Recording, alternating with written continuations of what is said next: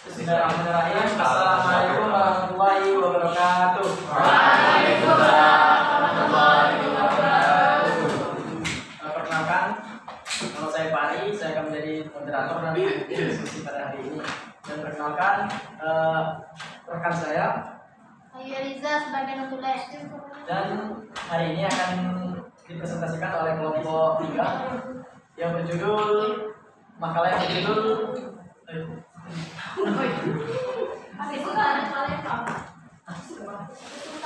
Kesultanan Palembang.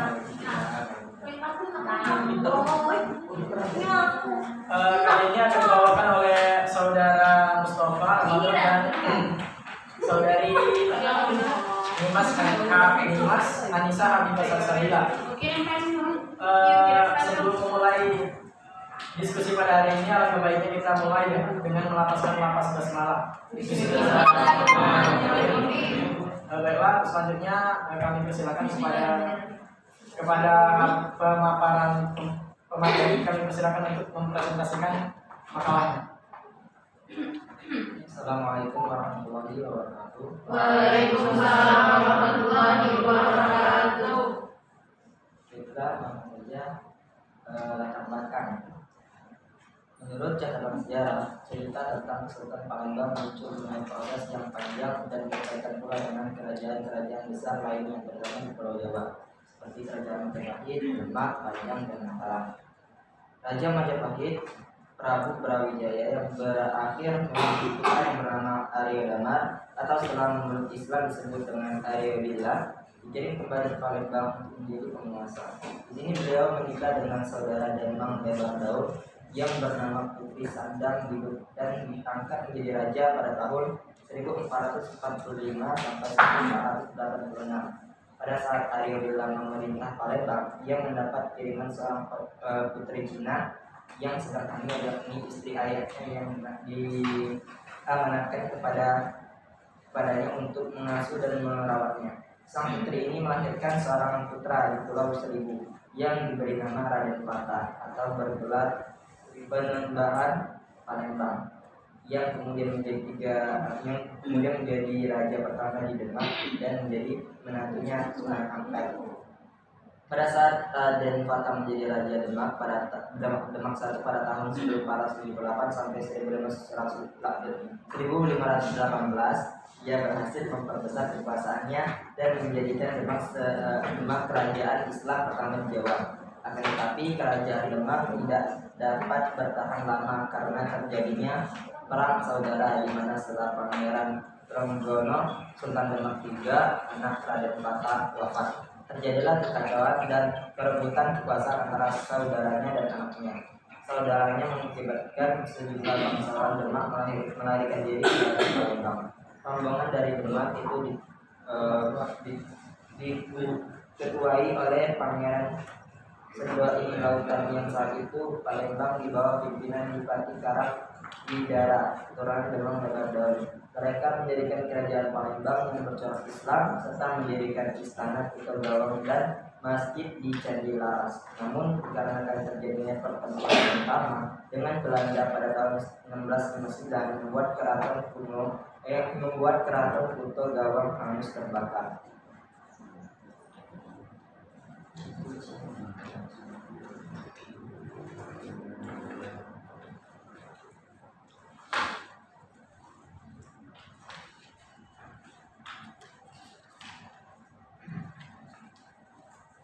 Sejarah terbentuknya Kesultanan Palembang Darussalam. Pada tahun 1658 datang di perairan Sungai Musi di pelimbang kapal-kapal kompeni Belanda di Batavia yang dipimpin oleh Nerlis of Kerse. Di antara kapal-kapal itu terdapat dua kapal besar bernama Jakarta dan De Wester. Kedatangan Cornelis of Kerse ke Palembang itu adalah dalam rangka memenuhi pelaksanaan kontrak dagang antara kompeni Belanda dan kerajaan Palembang. Di antaranya adalah timah putih dan rempah-rempah seperti lada putih dan lada hitam.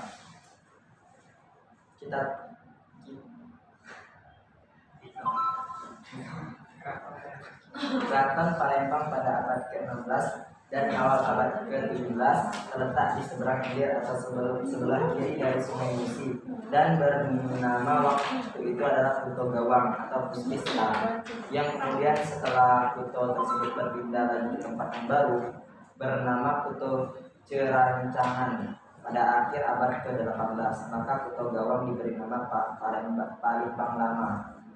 Keraton Gawang ini terletak di antara dua sungai yaitu bernama Sungai Buah dan Sungai Lintang, dan di tengah-tengah Kuto tersebut terdapat Sungai Rengas. Kuto atau keraton kerajaan Palembang tersebut panjang dan lebarnya sama yaitu 700 tepak atau 1000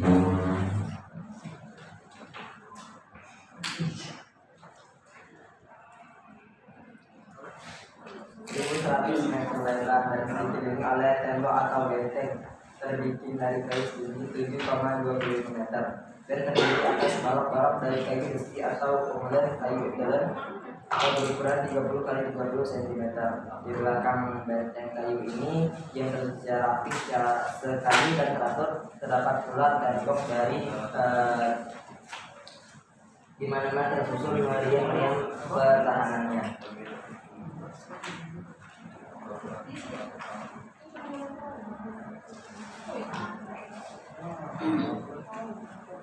Hubungan Kesultanan Palembang dengan kerajaan-kerajaan lainnya. Keterkaitan dengan kerajaan Majapahit. Sejarah mengenai Kesultanan Palembang diketahui dari informasi yang cukup lengkap dimulai pada pertengahan abad ke-15, yaitu pada masa hidupnya seorang tokoh yang banyak dikenal oleh orang-orang Palembang yaitu Aryodhila atau Aryodhama. Beliau adalah seorang putra dari Raja Majapahit yang terakhir yang mewakili kerajaan Majapahit bergelar Adipati Putra dan Raja Majapahit yang terakhir yang bergerak Adipati Aryodhama yang berkuasa antara tahun 1455 sampai 1486 di Palembang Lampung, yang sekarang ini letaknya di kawasan Satu Ilir. Pada saat kedatangan Aryodhama ke Palembang, penduduk dan rakyat Palembang sudah banyak yang memeluk agama Islam dan Adipati Aryodhama pun mungkin kemudian memeluk agama Islam. Konon namanya berubah menjadi Aryodhila atau Abdillah atau Aryodhillah. Perang Palembang dengan Belanda. Perang Palembang I dengan Belanda tahun 1819. Setelah kembalinya Belanda di Palembang, Muting Menon aktifkan Najamuddin II Husin Diauddin dan mengangkat kembali SMB II. Diauddin tidak senang dengan perlakuan ini dan mengadu kepada Raffles di Bengkulu. Raffles mengirimkan ekspedisi kira-kira 300 tentaranya ke Palembang melalui jalur darat. Terjadi insiden di Palembang, namun tentara pelopor Inggris yang di Palembang diusir oleh tentara Belanda. Kembalinya lewat laut ke Bengkulu. Perang Palembang II dengan Belanda tahun 1819. Kekalahan Belanda bulan Juni tahun 1918 tersebut sangat menyakitkan Belanda. Gubernur Jenderal van der Capellen bersama Panglima Angkatan Laut Laksamana Waterbeek dan Panglima Angkatan Darat Mejen de Kock merencanakan penyerbuan kembali ke Palembang dengan kira-kira 20 kapal perang dan 1.500 tentara. Pasukan berangkat dari India Jakarta tanggal 22 bulan 8 tahun 1819, tanggal 30 bulan 8 tahun 1819 tiba di Mentok.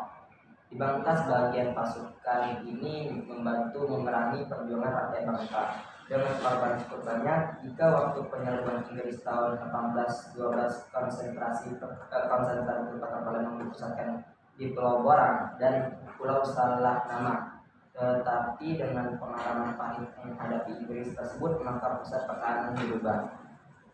Perang Palembang III dengan Belanda tahun 1821. Perlawanan rakyat Palembang sejak peristiwa Leji Sungai Urta tahun 1811, perlawanan terhadap Mutinghe tahun 1819, istilah Palembang Perang Menteng, dan terakhir penyerbuan yang dipimpin oleh Waterbeek, semua dengan hasil kekalahan Belanda. Kerajaan Belanda dan pemerintahan Palembang di Batavia, Jakarta tergerak untuk membuat suatu perencanaan yang lebih matang untuk mendudukan Palembang dengan persiapan pasukan yang jauh lebih kuat dan siasat bagaimana caranya memecah belah kerabat kesultanan, khususnya Husain Yauddin dengan SMB 2 secara efektif. Selanjutnya kembali ke materi. Untuk pemaparan materi selanjutnya akan dijelaskan oleh materi kedua, yaitu Mas Anissa salah satunya. Pada beliau berkata. Jadi selanjutnya Sultan Palembang. Pertama ada Sultan Abdurrahman Khalifatul Mukminin Syekhul Imam atau Chandiwalam. Beliau adalah bapak pendiri Kesultanan Palembang Darussalam, Khalifatul Mukminin Syekhul Imam. Beliau juga sebagai ulama dan sultan yang soleh.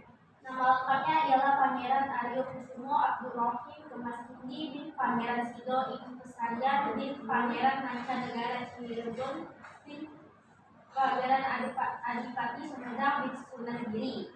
Ibunya sendiri bernama Masayu Adi Wijaya, Ratu Kemas Mangkurat binti Kemas Panjiwira Singa bin Citumulung Banyu bin Ki Gede ing Kempelang bin Ki Gede ing Surabaya. Ia dilahirkan sekitar tahun 1630 di lingkungan Keraton Kutobawang Palembang Mamo. Itu di satu ini ya. Beliau merupakan putra keempat dari 3 bersaudara. Saudara yang tertua 13 bersaudara. Saudaranya yang tertua ialah Pangeran Ratu Sido Ngerejek yang menjadi raja yang menggantikan ayahnya pada saat dan wafat di Indralaya. Kemudian yang kedua itu ada Sultan Muhammad Mansur. Beliau juga merupakan salah satu sultan Palembang yang alim, adil dan bijaksana. Nama lengkap beliau ialah Sultan Muhammad Mansur Jaya Inglago, anaknya Sunan Abdurrahman Chandiwalam. Ibunya bernama Ratu Agung binti Kemas Martayuda Mudo bin Kemas Martayuda Wo bin Ki Panca Tanda bin Ki Gede Karangpanjang. Beliau dilahirkan sekitar tahun 1660 di lingkungan Keraton Palembang. Sultan Mansur juga merupakan putra kedua dari 8 bersaudara yang terkenal dari satu ibu, sedangkan saudara-saudara lainnya ada berjumlah 25 orang lagi. Pendidikan awalnya didapat dari ayahnya sendiri, Sunan Chandiwalam. Kemudian ia menuntut ilmu agama pula kepada ulama-ulama besar Palembang waktu itu seperti Said Mustafa Assegaf bin Said Ahmad Kiai Fakih Jalaluddin, Said Syarif Ismail Jamalulail, Khatib Amil Thoyib, dan lain-lain. Ketiga ada Sultan Agung Komarudin. Beliau merupakan salah satu Sultan Palembang yang alim, adil, dan bijaksana. Nama lengkapnya ialah Sultan Agung Komarudin Sri Truno bin Sunan Abdurrahman Chandiwalam. Beliau menjadi sultan sesuai wasiat dari kakaknya, yaitu Sultan Mansur tadi, untuk menggantikan dirinya. Dikarenakan Sultan Muhammad Mansur Jaya Inglago kecewa dan sedih atas wafatnya Pangeran Ratu Purbayo yang dizolimi atau pada saat itu diracun untuk menggantikan dirinya menjadi sultan di Fajar hari sebelum penobatannya. Ibunya bernama Ratu Agung binti Kemas Martayuda Mudo bin Kemas Martayuda Mudo binti Pancahada binti Gede Karangpanjang. Beliau dilahirkan sekitar tahun 1670 di lingkungan Keraton Palembang. Beliau juga putra ke-8 dari 8 bersaudara yang terkenal dari satu ibu. Kemudian ada Sultan Anom Alimuddin. Beliau sebagai salah satu Sultan Palembang yang sempat berkuasa dan nama lengkapnya ialah Pangeran Adipati Mangkubumi Alimuddin yang bergelar Sultan Anom, anaknya Sultan Muhammad Mansur Kebon Gede. Ibunya bernama Nyimas Sengak binti Diko Anom Jambi. Ia dilahirkan sekitar tahun 1684 di lingkungan Keraton Palembang. Beliau merupakan anak pertama dari 5 bersaudara. Adapun keempat, Sunan Mahmud Badarudin Jayawikramo atau sering disebut SMB Tuong. Beliau ini sebagai salah satu sultan Palembang yang alim, bijaksana, tokoh pembangunan yang modernis, realistis, dan pragmatis. Nama lengkapnya ialah Sultan Mahmud Badarudin Jayawikramo, anaknya Sultan Muhammad Mansur Kebon Gede. Nah, ibunya bernama Nyimas Sengak binti Diko Anom Jambi, dan dia dilahirkan sekitar tahun 1103 Hijriah atau 1660 Masehi di lingkungan Keraton Palembang. Beliau putra ketiga dari 5 bersaudara. Selain dikenal sebagai ulama dan waliullah, dia juga sebagai seorang yang gagah berani, tokoh pembangunan, dan seorang petualang yang kompromistis. Pengembaraannya sampai ke Makassar, Johor, Kelantan, Kedah, Siak, Timur Tengah, dan lain-lain. Ia juga menjadi imam, khatib, guru agama, dan juga penulis. Adapun salah satu nama kitab karangannya itu Tahqiqul Yaqin yang diangkat menjadi sultan oleh pamannya, Sultan Abu Komarudin Sri Truno.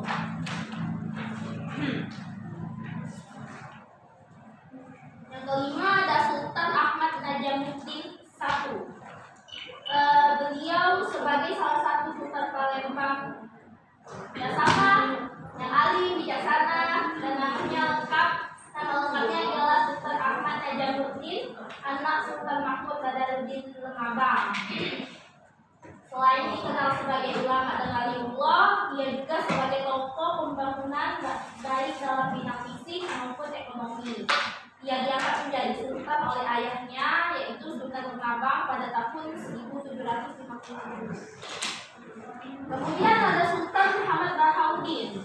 Nah, beliau sebagai Sultan Palembang ke-7 yang alim dan bijaksana. Nama lengkapnya itu Sultan Muhammad Bahaudin, anak Sultan Ahmad Najamuddin, dan ibunya bernama Ratu Sepuh Raden Ayu Murti binti Pangeran Arya Kusumo Cengek bin Pangeran Budaya bin Sunan Muhammad Mansur bin Sunan Abdurrahman Canibalang. Beliau dilahirkan pada malam Selasa tanggal 5 Syakban 1141 Hijriah atau tahun 1728 Masehi di lingkungan Keraton Palembang.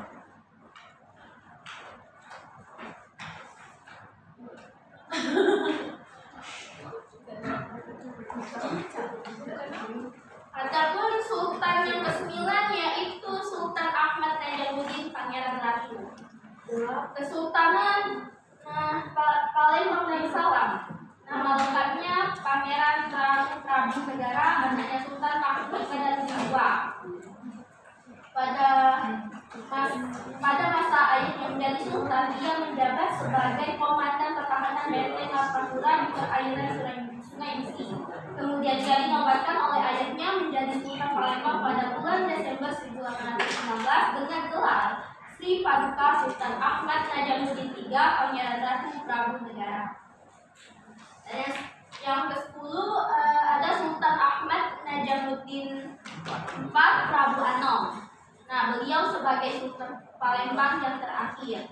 Nama lengkapnya ialah Pangeran Prabu Anom, anak dari Sultan Ahmad Najamuddin II Husin Yauddin, atau lebih dikenal dengan sebutan Sultan Ahmad Najamuddin IV Prabu Anom. Beliau dilahirkan pada tahun 1765 di lingkungan Keraton, yang juga merupakan putra sulung dari 6 bersaudara yang terkenal dari satu ibu. Kemudian juga Sultan Iskandar Mahmud Badarudin.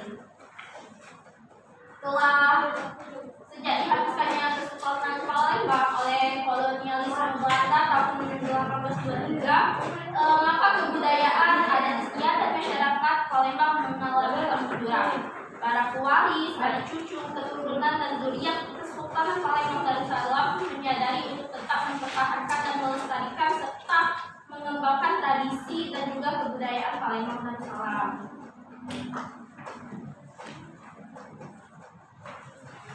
Adapun di makalah ini daftar raja dan sultan Palembang bisa dilihat.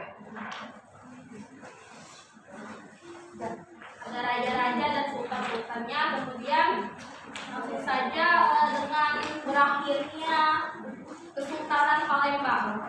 Jadi serah terima keraton dengan seluruh kekayaan Kesultanan Palembang Darussalam dilaksanakan oleh putra Badarudin II, yaitu Pangeran Prabukusumo dan menantunya Pangeran Ramajaya kepada Kolonel Disko pada tanggal 1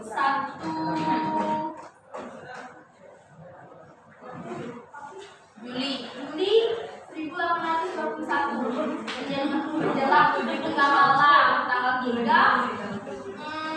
Badarudin II disertai putra sepupunya dan seluruh keluarga lainnya menaiki kapal Digerak yang beberapa hari kemudian menuju Batavia dan kemudian dibuang ke Ternate sampai akhir hayatnya, yaitu tepat tanggal 29 bulan September 1859. Tindakan Belanda ini membawa konsekuensi kemarahan yang terpendam di keluarga sultan maupun rakyat di pedalaman Musirawas. Pada bulan November 1824 terjadi direksi atas perjanjian tersebut. Tanggal 21 bulan 11 1824 Sultan dibantu keluarga serta ahli ulama untuk menyerbu garnisun Belanda di Kuto Besar. Nah, serangan ini tak membawa hasil, namun Sultan Najamuddin IV melarikan diri ke daerah Ogan. Akan tetapi karena ditinggalkan pengikut-pengikutnya, kemudian menyerah kepada Belanda bulan Agustus 1825. Kemudian dibawa lagi ke Batavia dan dibuang ke Pulau Banda dan akhirnya dipindahkan ke Manado sampai akhir hayatnya. Dan sejak saat itu tamatlah riwayat Kesultanan Palembang. Sekian pemaparan materi dari kami. Selanjutnya saya serahkan kepada moderator. Baiklah. Belum. Telah selesai telah kita dengarkan beberapa penjelasan pemaparan materi dari kelompok 3. Berikutnya kami akan membuka sesi tanya jawab kepada teman-teman. Untuk pertanyaan ini kita lihat dulu ya, bisa banyak pertanyaan terangkum semuanya. Jadi misalnya dikit tutup. Silahkan kepada teman-teman yang bertanya kepada kelompok 3.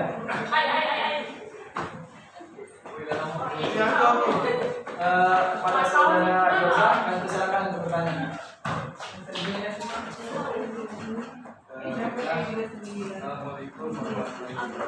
Waalaikumsalam warahmatullahi wabarakatuh.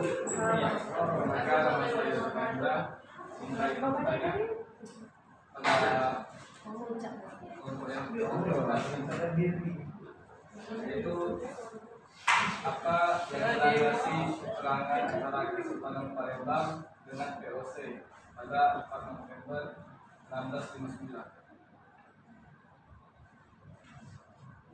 Terima kasih pertanyaan dari saudara Yosa. Untuk kelompok 3 kami mohon untuk siapkan jawabannya. Selanjutnya ada yang bertanya lagi? Kami persilakan kepada saudari Jessica Mutida. Baiklah, saya bertanya kepada kelompok 3. Bagaimanakah peristiwa Loji Sungai awal tahun 1811? Boleh ulang pertanyaan.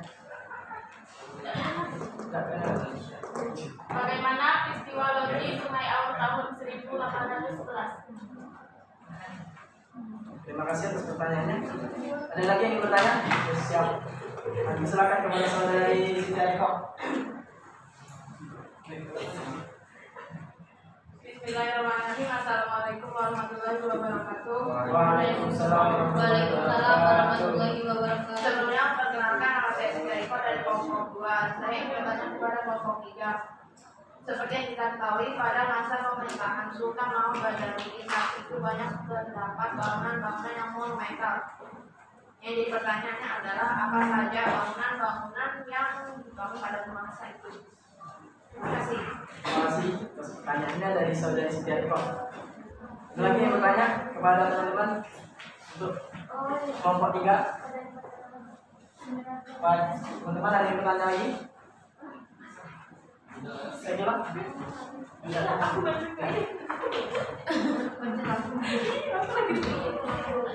Agak-agak nyari dulu. Sampai-sampai. kami persilakan kepada saudara Ahmad Saleh bertanya.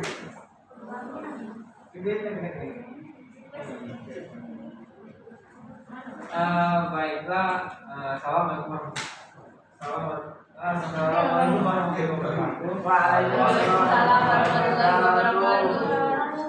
Nama saya Mas Saleh. Ada pertanyaan nih. Kan ini Kesultanan Palembang. Seperti yang dibahas tadi kan banyak sekali generasi dan generasi yang mengisi Kesultanan Palembang. Pasti kan setiap generasi itu pasti menghasilkan suatu barang atau suatu kebudayaan atau yang hal-hal lainnya yang untuk produk manusia. Tadi yang kita disebutkan tadi terdapat beberapa hal yang dihancurkan oleh Belanda. Dan pertanyaan itu ada bertanya saya itu apakah masih ada sisa-sisa bangunan-bangunan atau benda-benda penghasilan produk tersebut? Apakah produk itu sudah benar-benar dimusnahkan oleh pihak luar atau emang terpendam atau dirahasiakan? Atau memang masih ada di mana beradaannya? Jadi intinya tuh produk-produk yang hancur itu apakah masih ada atau memang benar-benar hancur dan hilang atau masih dapat kita temui? Terima kasih pertanyaan dari saudara Ahmad Saleh.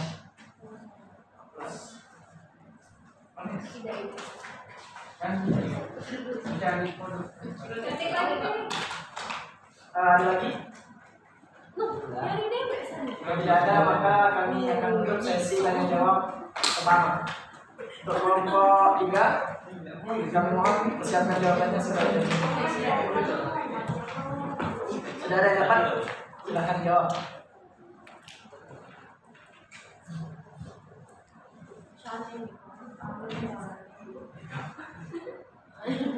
Bagus sih, meningkatkan sirkulasi otak. Bisa secara batin.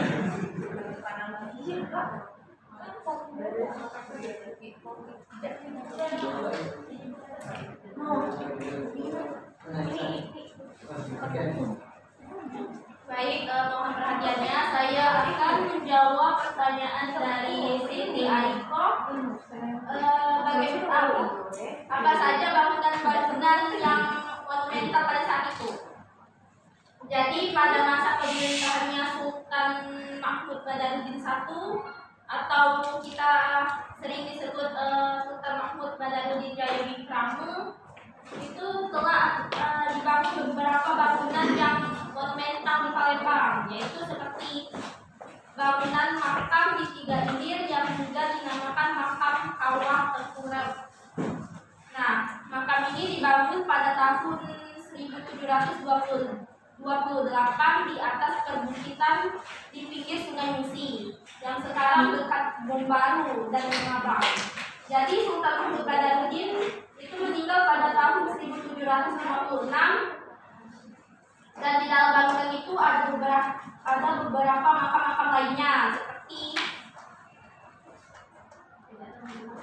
yang kedua ada bangunan Masjid Agung Palembang sebagai ikon kota Palembang kan Masjid Agung Palembang yang dibangun mulai 1 Jumadil Akhir 1151 Hijriah dan selesai hari Senin 28 Jumadil Awal 1161 Hijriah. Lalu ada juga bangunan keraton yang disebut Kuto Besar dan Kuto Lamo. Kuto Lamo itu dibangun pada tahun 1737 dan kemudian cucunya Badarudin I yang bernama Sultan Muhammad Bahauddin yang meneruskannya yaitu membangun bangunan Kuto Besar yang selesai tahun 1797. Dan Kuto Besar inilah yang sekarang dinamo ke benteng, dan halaman dalamnya dipakai untuk rumah sakit tentara. Dan Kuto Lama itu letaknya di sebelah timur Kuto Besar. Kemudian bangunan ini dibongkar oleh Belanda pada saat itu setelah tahun 1823, dan juga bahan-bahan hasil bongkarannya itu dipakai untuk mendirikan bangunan kediaman Presiden Belanda pada lokasi yang sama. Sekian, apakah saudari Siti Ariko sudah jelas? Teman-teman ada yang menambahkan mengenai jawaban dari saudari Nyimas Anissa Fira Salsabila? Tidak ada. Tidak jelas. Selanjutnya nomor 3. Sebentar waktunya.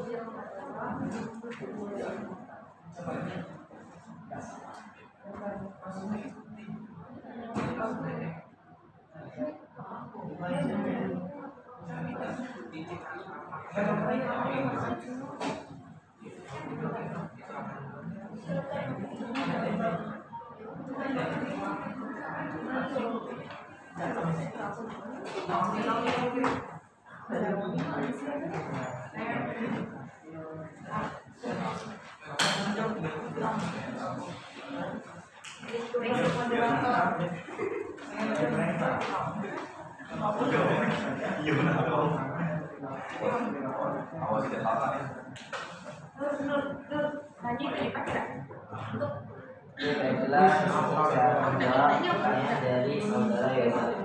Apa yang melandasi peperangan antara Kesultanan Palembang dengan VOC pada tanggal 16/1999? Kata peperangan antara Kesultanan Palembang dengan VOC pada tanggal 4 November tahun 1959 adalah karena Kesultanan Palembang pada tahun tersebut telah membunuh beberapa orang Belanda, sehingga VOC ingin membalas dendam terkait hal tersebut. Palembang merupakan kota strategis dalam pelayanannya, sehingga VOC sangat berambisi untuk menguasai kota Palembang. Namun masyarakat kota Palembang tidak ingin menyerahkan Palembang kepada para penjajah. Sebenarnya penyerangan kapal Belanda tersebut adalah sikap Belanda yang curang pada saat melakukan perjanjian dagang dengan Palembang. Dua kapal Belanda yang datang pada waktu itu adalah Jakarta dan De Weser di bawah pimpinan dari Cornelis Oudtkensen berhasil dikalahkan oleh Kesultanan Palembang. Namun di balik kekalahan itu, Belanda menyimpan dendam terhadap Kesultanan Palembang dan berhasil membalas dendamnya dengan membuat Kesultanan Palembang berhasil dikalahkan. Belanda kemudian menyerang Kesultanan Palembang di bawah pimpinan Johan van der Lent. Demikian. Bagaimana, saudara Yosa? Teman-teman ada yang menambahkan atau memberi saran? Jelas ya. Belanda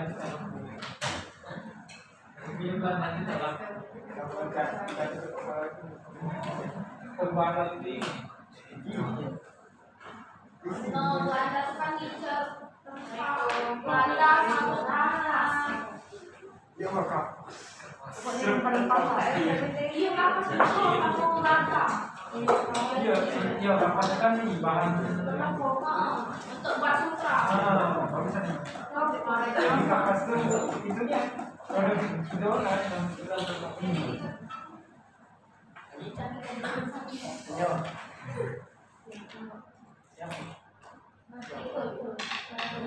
Sejarah Palembang.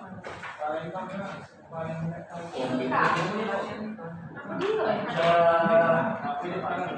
Pertanyaan dari saudari Jessica menjawab oleh saudari Mas Anissa Salsabila. Baik, saya akan menjawab pertanyaan dari Jessica. Bagaimana sih peristiwa loji di Sungai Alur tahun 1811? Jadi pada masa itu perdagangan Belanda atau VOC itu dengan Palembang terutama menyangkut komoditi lada dan kemudian timah setelah diketemukannya di Bangka. Nah, jadi perwakilan dagang telah diadakan sejak permulaan abad ke-17. Kemudian VOC telah sejak 1619 ingin mendirikan loji. Loji itu merupakan kantor dan gudang di Palembang. Nah, jadi kontraknya itu ditandatangani pada tahun 1642. Tetapi baru terlaksana pada tahun 1662. Nah, pembangunan loji itu dari batu mengalami kesulitan karena pada saat yang sama juga didirikannya bangunan-bangunan yang antara lain seperti keraton di Beringin Jamur dan bangunan-bangunan lantas mula-mula didirikannya di atas rakit, kemudian bangunan dari kayu letaknya didirikan di atas rakit, kemudian bangunan dari kayu letaknya di 10 ulu. Sekarang di atas sebuah pulau yang dikelilingi Sungai Musi, Sungai Alur, Sungai Lumpur, serta sambungan dari Sungai Tembok. Nah, bangunan permanen dari batu itu baru dibuat pada tahun 1742. Dan pada permulaan abad ke-19 terjadi pula perebutan kekuasaan di Nusantara antara Inggris dan juga Belanda. Peristiwa ini adalah rangka perang yang terjadi di Eropa antara Inggris dan Prancis semasa kekuasaan Napoleon Bonaparte. Nah, di negeri Belanda menjadi bagian dari Prancis, yaitu Bataafse Republik. Oleh karena itu, milik Belanda yang ada di Nusantara pun direbut oleh Inggris. Dan terjadilah penyerbuan tentara Inggris yang berpangkalan di Malaka dan tenang ke Batavia atau Jawa pada bulan Agustus 1811. Kemudian penyerahan kekuasaan Belanda kepada Inggris itu tanggal 18 September 1811 di Desa Tuntang, Jawa Tengah.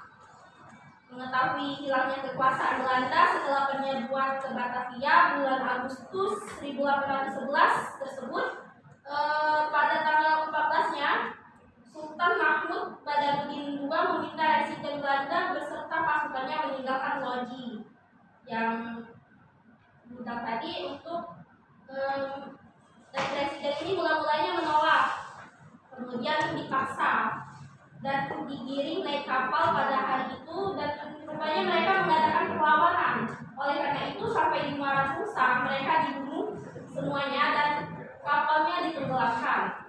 Nah, peristiwa ini dikenal dengan penyembelihan massal atau Palembang Massacre.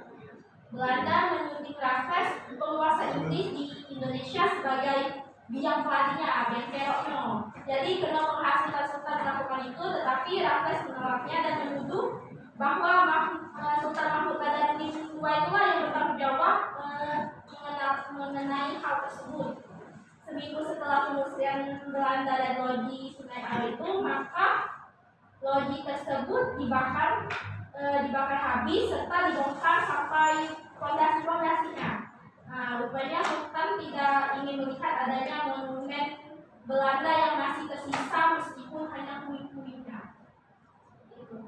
Bagaimana saudari Jessica? Ada yang menambahkan? Memberikan saran berkritik mengenai jawaban dari saudari Mas Anissa Salsabila? Tidak ada. Jelas. Tinggal satu pertanyaan lagi dari Ahmad Syane. Sultan Palembang memiliki generasi-generasi yang baik dan menciptakan barang. sisa-sisa barang yang dibuat oleh generasi-generasi tersebut, apakah masih ada yang ada? Apakah benar-benar Maksudnya itu benda ya? Benda pembangunan, Hasil karya. Hasil karya. Kan hasil. hasil karya pada Iya, kata Palembang. Atau budaya kan. Karya apa kan ada di Ucap semacam pempek, bangga. jadi tekniknya itu dari mana? Mana ini nyawa-nyawa Taiwan? Kita tidak tahu teknik dewan itu dapat dari mana. Bisa jadi Kita tahu dari kerajaan Batu belajar ini. ya bisa jadi dia bisa belanja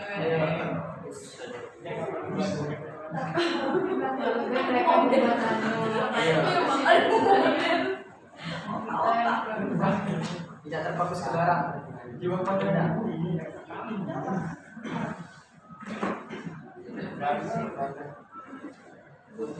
Ini yang elak manusia juga ya. jangan wajar sih misalnya. panjang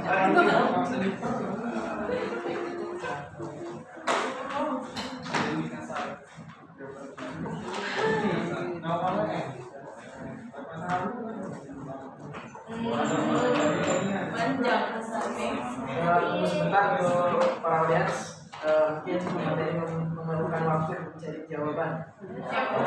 Saiful Kingin. Soalnya ditanya langsung dari ahlinya. oh iya begitu Wih, oh ya apa dia itu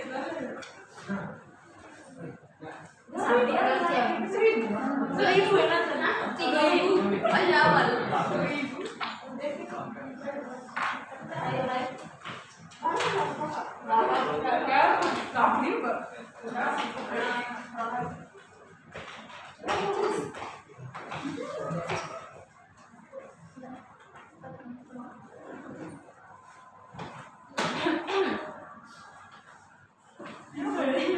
itu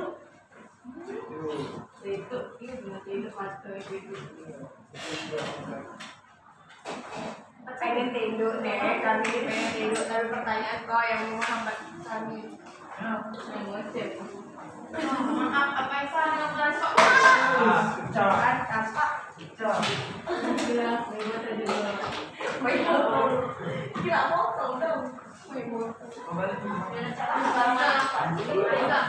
woi emang apa yang salah dengan Pak Presiden hah dia ulang ada WA deh.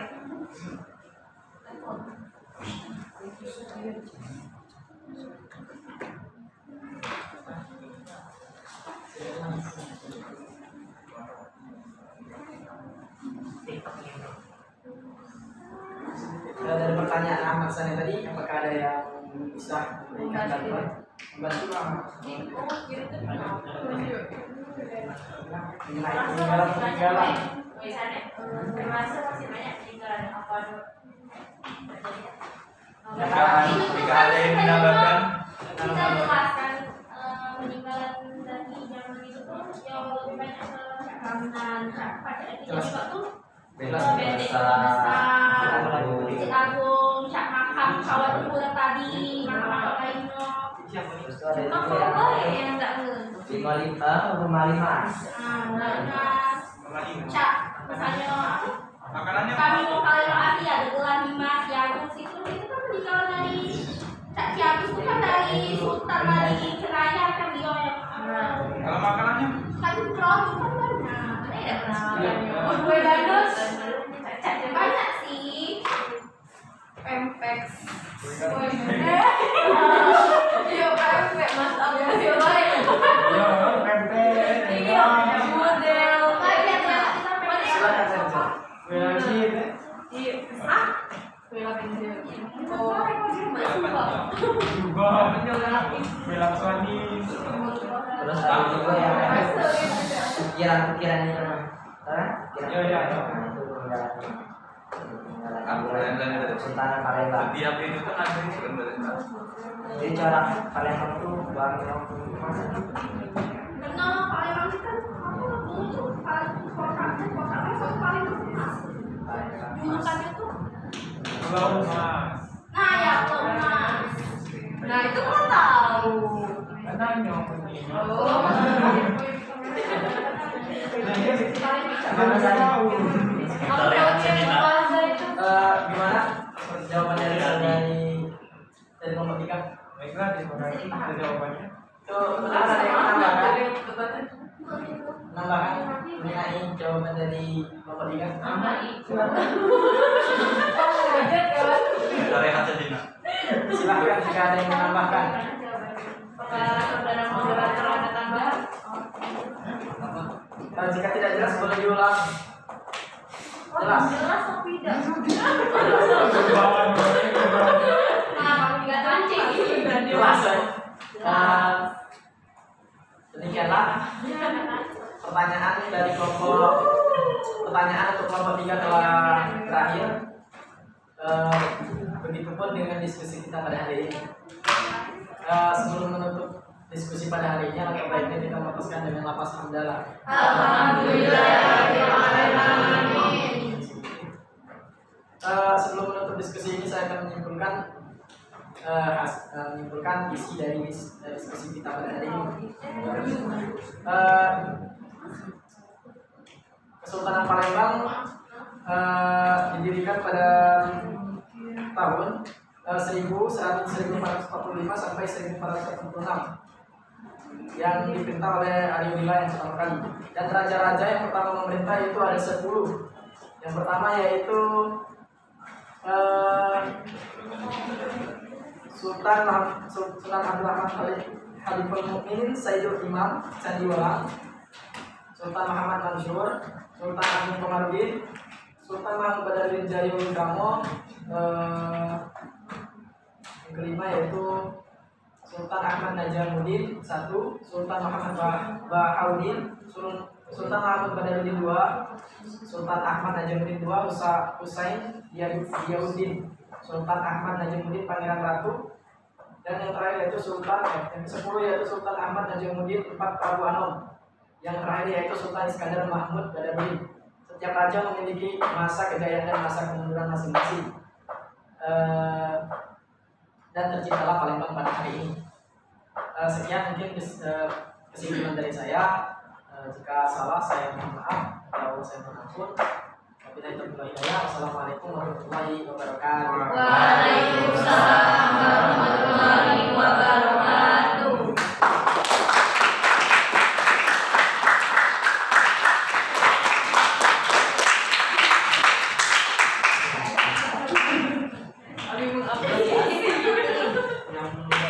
Ayo.